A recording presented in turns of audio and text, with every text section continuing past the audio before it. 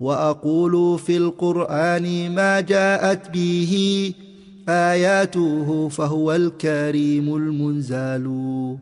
وأقول قال الله جل جلاله والمصطفى الهادي ولا أتأول. وجميع آيات الصفات أمرها حقا كما نقل الطراز الأول. وأرد عهدتها إلى نقالها وأصونها عن كل ما يتخيل. قبحا لمن نبذ القرآن وراءه وإذا استدل يقول قال الأخطال. الحمد لله والصلاة والسلام على رسول الله وبعد. ومنها المسلسل بالأئمة الحفاظ المتقنين. ومنها المشهور ہے نا ومنها المشهور إذا كانت له طرق متباينة سالمة من ضعف الرواة والعلل. وممن صرح بإفادته العلم النظري الأستاذ أبو منصور البغدادي والأستاذ أبو بكر ابن فورك وغيرهما. ومنها المشهور النوع الثاني خبر محتب بالقرائن کی بتائی تھی کہ چند انواع ہیں. ان میں سے پہلی قسم کیا ہے؟ ان میں سے پہلی قسم ہے منہا ما اخرجہ الشیخان فی صحیحیہما مما لم یبلغ حد المتواتر. یہ ہے پہلا والا النوع الاول. اور دوسری نوع ہے ومنہا، اب دوسری نوع شروع ہے، ان میں سے مشہور ہے اذا کانت لہ طرق متباینہ، جب اس کے طرق مختلف ہوں، مختلف سندوں سے حدیث آ جائے اور مشہور ہو، سالمۃ من ضعف الرواۃ لیکن وہ صحیح سالم ہو روات کے ضعف سے اور علتوں سے، یعنی حدیث روات کے ضعف سے صحیح سالم ہو، محفوظ ہو، اور اس کے مختلف طریقے ہوں، مختلف سندیں ہوں، اور وہ بھی روات کے ضعف سے، راوی ان میں سے کوئی ضعیف نہ ہو اور اسی طرح سے علت والی نہ ہو، اس میں کچھ قسم کی کوئی علت نہ ہو. تو علتوں سے پاک، ضعف سے پاک و صاف، اور مختلف سندیں، مختلف طرق آ جائیں، ان مختلف طرقوں سے کوئی حدیث آ جائے، لیکن شرط یہ ہے کہ مشہور ہے، یعنی کم از کم اس میں جو طریق ہوگا وہ کم از کم 3 راوی، کسی جگہ بھی کسی بھی طبقے میں 3 راوی سے کم نہ ہوں. تو 3 راوی ہونا ضروری ہے، اس لیے کہ مشہور اسی کو کہتے ہیں نا، جس میں 3 راوی، کم از کم 3 راوی روایت کریں. وممن صرح بإفادة العلم النظریہ، اور جن لوگوں نے اس کی صراحت کی ہے کہ یہ علم نظری کا فائدہ دیتی ہے، یعنی مشہور حدیث ہے اور اس کی مختلف سندیں ہیں، اور وہ سندیں روات کے ضعف سے صحیح سالم اور محفوظ ہیں، مامون ہیں، اور علتوں سے پاک ہیں، تو ایسی حدیث علم نظری کا فائدہ دیتی ہے. اور اس بات کی صراحت استاد ابو منصور البغدادی اور استاد ابو بکر بن فورک نے کی ہے، اور وغیرہما، اور ان کے علاوہ بھی کچھ لوگوں نے کی ہے، کہ یہ حدیث، اس قسم کی حدیث علم نظری کا فائدہ دیتی ہے، اس لیے کہ یہ خبر محتف کہلاتی ہے. اس لیے کہ اس میں ایک تو مشہور ہے، ظاہر سی بات ہے، مشہور کا معنی ہے کہ 3 راوی، تو کم از کم 3 راوی تو ہیں، تو عزیز اور غریب کے مقابلے میں بہرحال یہ قوی ہے. اور وہ بھی مختلف سندوں سے آ جائے، مختلف سندوں سے، جتنی بھی سندوں سے آ جائے، ساری کے ساری سندیں محفوظ ہوں، صحیح سالم ہوں اور صحیح ہوں، کوئی راوی ان میں ضعیف نہ ہو، اور اسی طرح سے علتوں سے بھی وہ صحیح سالم اور محفوظ و پاک ہو، تو یہ حدیث علم نظری کا فائدہ دیتی ہے. تو یہ خبر محتب بالقرائن کی دوسری نوع ہے، یعنی حدیث مشہور. ومنها المسلسل بالأئمة الحفاظ المتقنين حيث لا يكون غریبا. اور اسی طرح سے النوع الثالث، یہ تیسری نوع ہے، ان میں سے یہ ہے کہ وہ ائمہ حفاظ متقنین سے مسلسل تسلسل کے ساتھ روایت مروی ہو، حیث لا یکن غریبا، اس طرح سے کہ وہ غریب نہ ہو. اس کا مطلب ہے علی الاقل یہ عزیز ہو، اور وہ بھی ایسے ائمہ سے جو ائمہ حفاظ ہیں اور متقنین ہیں، ٹھوس ہیں، یعنی پائے کے، اونچے پائے کے علماء ہیں، اونچے پائے کے علماء سے وہ تسلسل کے ساتھ آ جائے، تسلسل کے ساتھ آ جائے اور وہ غریب نہ ہو، تو ایسی حدیث انہ ثالث ہے خبر محتمل قرائن میں سے۔ کہتے کل حدیث الذی یرویہ احمد بن حنبل مثلا، اس حدیث کی طرح جس کو احمد بن حنبل رحمہ اللہ روایت کرتے ہیں، وَيُشَارِكُهُ فِيهِ غَيْرُهُ مِنَ الشَّافِعِيِّ، اور ان کی شرکت کرنے والا ہو اس میں ان کے علاوہ اور دوسرا ساتھی امام شافعی سے، یعنی امام شافعی کے شاگرد ہیں احمد بن حنبل، تو احمد بن حنبل کو کون نہیں جانتا؟ تو اس طرح سے احمد بن حنبل رحمہ اللہ روایت کریں گے تو یہ روایت تو بالکل صحیح ہے۔ اگر یہ تنہا بھی روایت کریں گے تب بھی انسان کو اطمینان ہو جاتا ہے کہ احمد بن حنبل ہے اور ان کی روایت درست ہوگی۔ لیکن جب اس کے ساتھ ساتھ انہی جیسا اسی پلے کا آدمی، اسی منصب کا آدمی، اسی درجے کا آدمی بھی اس حدیث کو روایت کرے گا اور ان کا ساتھ دے گا امام شافعی سے روایت کرنے میں، تو ظاہر سی بات ہے یہ اس کو کہتے ہیں الحدیث المسلسل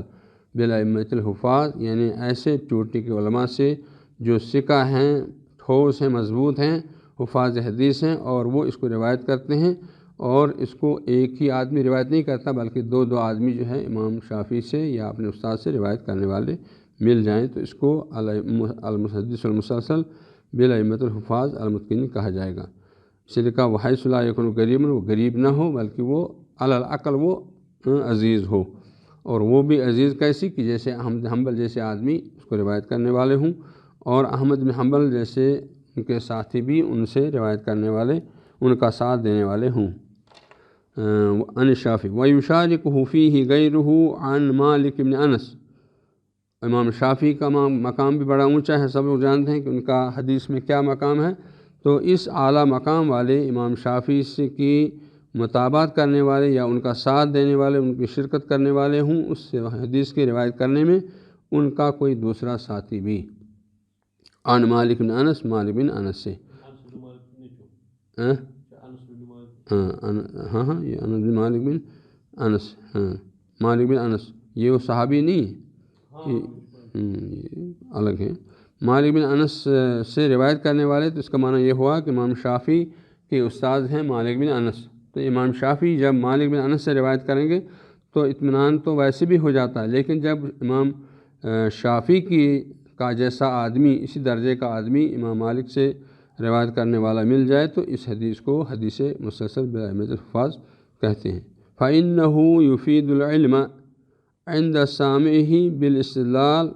مِنْ جِهَةِ جَلَالَةِ رُوَاتِهِ، تو یہ علم کا فائدہ دیتی ہے ایسی حدیث جو حدیث مسلسل بالائمۃ الحفاظ المتقنین ہے، وہ علم کا فائدہ دیتی ہے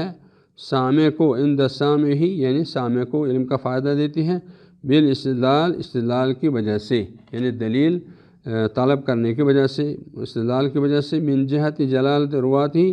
اس اعتبار سے کہ اس کے روات کی جلالت معروف اور مشہور ہے، ان کی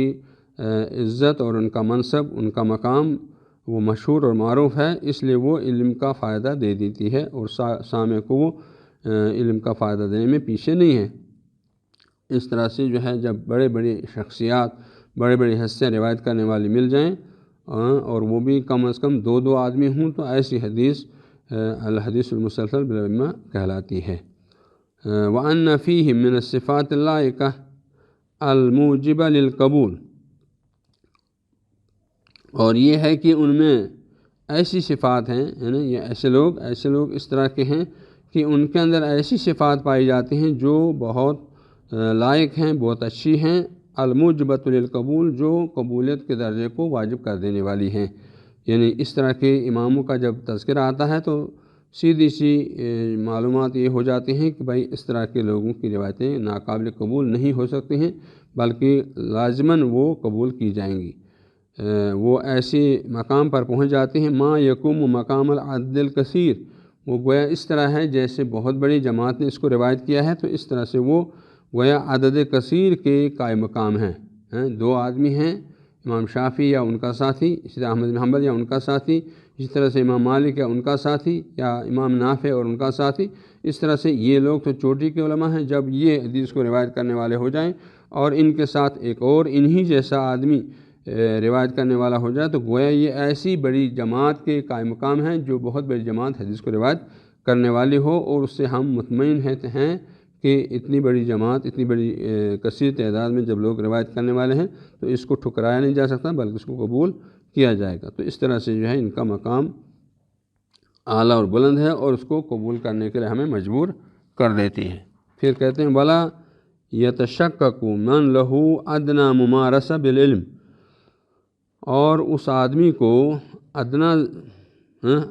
معمولی شک بھی نہیں ہو سکتا، ولا یتشکک من لہ ادنی ممارسہ، جس کو معمولی ممارست بھی ہو، جس کو معمولی مہارت ہو علم کے ساتھ، جس کو معمولی سا شغف بھی ہو علم کے ساتھ، ایسا آدمی بھی شک نہیں کر سکتا، ایسا آدمی بھی شک نہیں کر سکتا۔ و اخبار الناس، اور لوگوں کی خبروں کا جس کو تھوڑی سی مہارت ہو وہ بھی جان لیتا ہے تو اس کو بھی شک نہیں ہوتا ہے۔ ان مالکا مثلا لو شافہہ بخبر لعلم او لعلم انہ صادق فیہ، کہ امام مالک رحمۃ اللہ علیہ جب روایت کریں گے، لو شاف ہو جب اس سے وہ بالمشافہ حدیث کو روایت کرنے والے ہو جائیں، ایسی حدیث کے بخبرن یعنی ایسی حدیث کو بالمشافہ روایت کرنے والے ہیں، تو وہ جان جائے گا کہ انہ صادق فیہ، کہ امام مالک اس میں سچے آدمی ہیں، وہ امام مالک سے جھوٹ کا صدور ممکن نہیں ہے۔ تو اس طرح سے جب یہ بات ہو جائے تو ایسی صورت میں یہ چوٹی کے علماء اس طرح کی ان کی روایت وہ قابل قبول ہوتی ہے۔ فَإِذَا انضاف الیہ، اب جب اس طرح سے ایک آدمی روایت کرے گا بالمشافہ تو انسان سمجھتا ہے کہ یہ آدمی جھوٹ بولنے والا تو ہے نہیں، لہٰذا اس کی روایت قابل قبول ہے۔ لیکن جب اس کے ساتھ اسی طرح کا ایک اور آدمی بھی روایت کرنے والا مل جائے، فَإِذَا انضاف الیہ مَنْ هُوَ فِي تِلْكَ درجہ، اسی درجے کا آدمی ان کا ساتھ دینے والا ہو، ان کے ساتھ روایت کرنے والا ہو، ان کے ساتھ مل جائے، ازداد قوتاً، اور تو ایسی صورت میں اس کی قوت بڑھ جاتی ہے، یعنی حدیث میں قوت بڑھ جاتی ہے، حدیث اور کبھی بن جاتی ہے۔ وَبَعُدَ عَمَّا يُخْشَىٰ عَلَيْهِ مِنَ السَّهْوِ، اور جو اندیشہ تھا کہ سہو کا امکان ہے، سہو کا جو اندیشہ تھا وہ سہو کا اندیشہ بھی ختم ہو گیا، وہ بھی دور ہو گیا اور زائل ہو گیا۔ وَبَعُدَ، اور اس بات سے وہ دور ہو گیا، عَمَّا يُخْشَىٰ عَلَيْهِ، کہ جو اس پر سہو کا اندیشہ تھا، سہو کا خوف تھا، وہ اس سے پھر زائل ہو گیا، ختم ہو گیا۔ اس طرح سے حدیث میں قوت پیدا ہو گئی۔ وَهَذِهِ الْأَنْوَاعُ الَّتِي ذَكَرْنَاهَا، اور یہ انواع جن کو ہم نے ذکر کیا، اب 3 انواع ہو گئے نا۔ پہلی نوع ہے ما اخرج من الشیخان، ما اخرج الشیخان فی صحیحہما مما لم یبلغ حد التواتر، پھر دوسرا ہے المشہور اذا کانت له طرق متباینہ سالمۃ من ضعف الرواة والعلل، اور تیسرا ہے المسلسل بالائمۃ الحفاظ المتقنین حیث لا یکون غریبا۔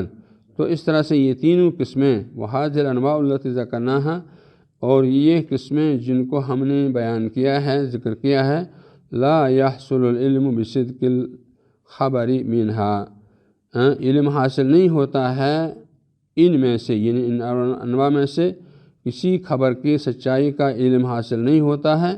الا للعالم بالحدیث، مگر اس کو جو علم رکھنے والا ہو حدیث کا، یعنی جو حدیث کے ساتھ شغف رکھنے والا ہو اسی کو ان چیزوں کا علم حاصل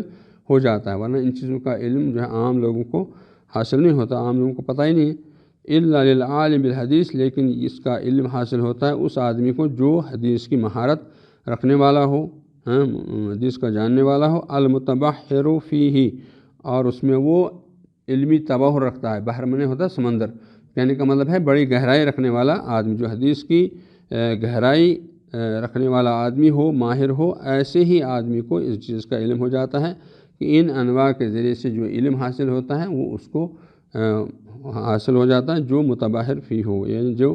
علمی تبحر رکھتا ہو اور علمی لیاقت رکھنے والا ہو، بہت بڑا ماہر ہو، العارف باحوال الرواة، روات کے حالات سے واقف ہو، روات کے حالات سے واقف ہو، ان کے طبقات ہیں، ان کے درجات ہیں، ان کے کیا نام ہے وہ سوانح حیات، ان کے بارے میں ان کیا حالات ہیں، جرح و تعدیل کے میدان میں ان کا کیا حال ہے، تو ان حالات سے وہ واقف ہو۔ المطلع علی العلل، اور حدیث کے اندر جو علتیں پائی جاتی ہیں ان علتوں کا اسے علم ہو، اس میں باخبر ہو، تو یہ علم ایسے لوگوں کو حاصل ہو جاتا ہے جس کی یہ صفات ہوں۔ وَقَوْنُ غَيْرِهِ لَا يَحْصُلُ لَهُ الْعِلْمُ، اور اس کے علاوہ کا کوئی آدمی ہو اس کا علم اس کو حاصل نہ ہونا، بصدق ذالک لقصورہ عن الاوصاف المذکورہ، وہ اس لیے ہے کہ اس کو علم حاصل کیوں نہیں ہوتا ہے؟ وہ اس وجہ سے کہ اس کی سچائی کا علم اس کو حاصل نہیں ہے، وہ اس وجہ سے لقصور الاوصاف المذکورہ، اس لیے کہ وہ ان مذکورہ اوصاف سے قاصر ہے، کوتا ہے، اس کو علم نہیں ہے علتوں کا یا روات کا یا طبقات کا، اس طرح کا علم اسے حاصل نہیں ہے، اس وجہ سے وہ اسے یہ علم حاصل نہیں ہو سکتا، اس لیے کہ وہ اوصاف مذکورہ سے مان لیجیے کمزور ہے یا کوتا ہے، وہ ان چیزوں کو نہیں جانتا ہے، اس لیے اسے اس کا علم حاصل نہیں ہوتا ہے۔ لا ينفي حصول العلم للمتبحر المذکور، تو یہ اس بات کی نفی بھی نہیں کرتا ہے کہ متبحر جو ہوگا، ماہر جو ہوگا، جو اس کا اصلی جاننے والا ہوگا، مطلع ہوگا، تو ایسے آدمی کو اس کا علم حاصل نہ ہو، یہ اس بات کی نفی نہیں کرتا۔ ومحصل انواع الثلاثہ، انواع ثلاثہ کا خلاصہ، حاصل شدہ کلام کیا ہے؟ خلاصہ، محصل کہیں گے یہاں خلاصہ، یعنی تینوں قسم کا خلاصہ یہ نکلا التی ذکرناہا، جن تین چیزوں کا ہم نے، جن تین انواع کا ہم نے ذکر کیا ہے۔ ان الاول، خلاصہ یہ نکلا ان الاول یختص بالصحیحین، کہ پہلی نوع صحیحین کے ساتھ خاص ہے، اس لیے کہ ہم نے کہا نا ما اخرجہ الشیخان فی صحیحہما، اس لیے جو ہے پہلی نوع صحیحین کے ساتھ خاص ہو گئی۔ والثانی بما لہ طرق متعددہ، اور دوسری ان سندوں کے ساتھ خاص ہوگی جن کی مختلف سندیں ہوں اور وہ ظافروات سے صحیح سالم ہوں اور علتوں سے پاک و صاف ہو، تو دوسرا ان کے ساتھ ہو گیا۔ والثالث بما رواہ الائمہ، تیسرا ہے کہ جس کو اونچے درجے کے علماء، چوٹی کے علماء اس کو روایت کرنے والے ہوں۔ وَيُمْكِنُ اجتماع الثلاثة فی حدیث واحد، ان تینوں انواع کا ایک ہی حدیث میں پایا جانا بھی ممکن ہے، یعنی ممکن ہے کہ وہ حدیث ائمہ حفاظ سے مروی ہو، اور وہ ائمہ حفاظ کے ساتھ ساتھ جو ہے وہ کم از کم 3 آدمی سے بھی مروی ہو، اور ان کی سندیں مختلف ہوں، اور وہ ظافروات سے صحیح سالم محفوظ ہوں، علتوں سے پاک ہو، اور یہ بھی اسی کے ساتھ ساتھ ممکن ہے کہ وہ صحیحین کے اندر بھی پائی جانے والی حدیث ہو۔ تو یہ تینوں چیزیں جب اس میں حدیث میں جمع ہو جائیں گی اور ایسا ممکن ہے، فلا یبعد، تو ایسی صورت میں ہم یہ نہیں کہہ سکتے کہ یہ علم یقینی کا فائدہ دیتی ہے، تو ایسے میں وہ علم یقینی کا فائدہ دے سکتی ہے۔ فلا یبعد تو بعید نہیں ہے، یا کیا نام ہے، مشکل نہیں ہے، حینئذ ایسی صورت میں القطع بصدقہ، کہ ایسی حدیث کو ہم قطعاً کہیں گے کہ یہ صحیح ہے، صادق ہے، اور یہ علم یقینی کا، ایسی صورت میں وہ علم یقینی کا فائدہ دینے والی بن جائے گی۔ واللہ عالم، آگے اللہ تعالیٰ ہی بہتر جانتا ہے۔ تو یہ خبر معتبر قرائن جب کسی خبر واحد میں آ جائے گی تو یقین وہ علم نظری کا فائدہ دیتی ہے، اور اگر یہ تینوں چیزیں کسی حدیث میں جمع ہو جائیں گی تو پھر وہ متواتر کی طرح علم ضروری، علم یقینی کا فائدہ دے گی۔ یہ خبر معتبر قرائن کی یہ 3 قسمیں ہو گئیں۔